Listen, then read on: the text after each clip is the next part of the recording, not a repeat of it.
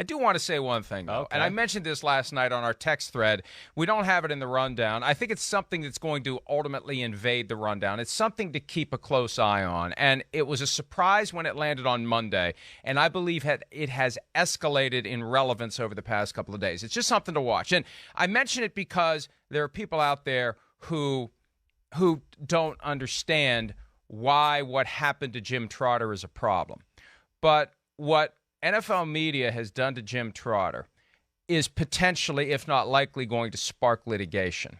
And it's going to be very interesting because finally we have really under the microscope this dynamic of leagues that hire reporters to cover the league. And there's always been an issue with that. And anytime I bring it up, the people who work for NFL media get mad at me because they're the ones who are taking a paycheck from the league to cover the league. And the people who don't work at NFL media get mad at me because in their mind, hey, look, we got less competition for our own jobs because those people all have a job at NFL media. And maybe someday we may need a job at NFL media. So ixnay on the don't talk about leagues hiring reporters to cover the league. Well, you know, as long as the reporters go along with the reality that there's only so far you can go when you cover a league, and Mike Silver has admitted that. Mike Silver worked for NFL media for multiple years, and after he left, he talked openly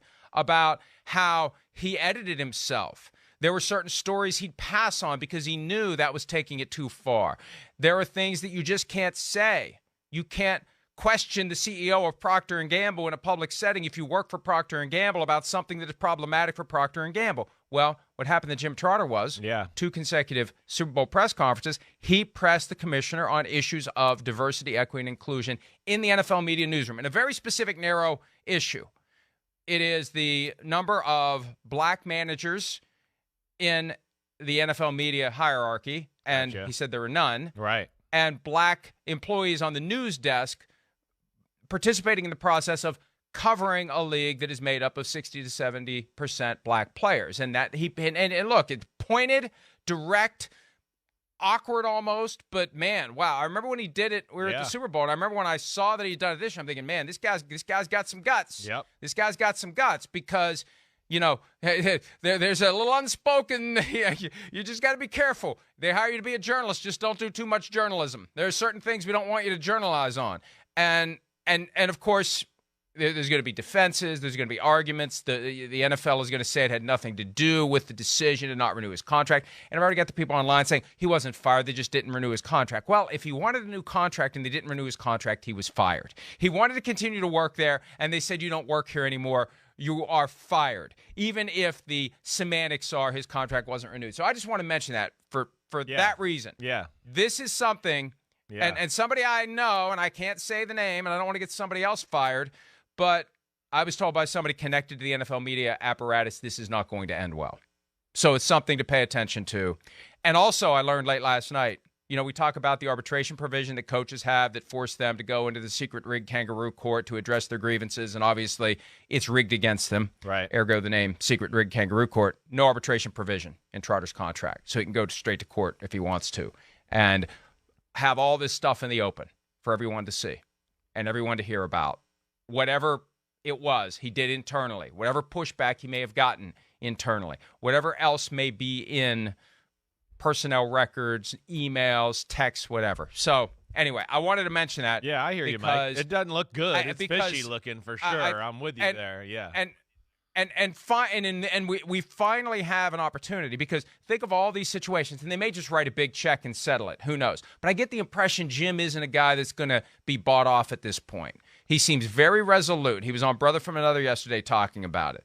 He seems very resolute, very calm, very clear-eyed, very focused, very determined on what he's trying to do here. And I don't think they're going to be able to pay him off and make this go away. And I say that because all these other cases, they end up being crammed into arbitration or they get settled before the discovery process can get to things that kind of peel back the curtain and let us see what's going on. This may be a case that peels back the curtain and lets us see what's going on. And again, it's one of the pitfalls of actually hiring reporters to cover you. There's a chance they are going to actually take that job seriously. Yeah, no, It's a shame. It does look fishy, Mike. I'm with you. I mean, Jim Trotter is one of the best in the business. He's one of the smartest guys you'll come around. He's well thought out. He's got connections everywhere. And, yeah, those are two moments that certainly jumped out in my mind. And then, yeah, you hear that you wondered if it was payback. Yeah, you did. So I'll be interested to see where this goes. And, yeah, Jim Trotter is pretty smart, calculated guy. I'm sure he's going to put up a good fight here if he wants to. The hints are already there that it's headed for litigation, and I firmly believe that that's where it's going. And, it's not too late for the NFL to change its mind.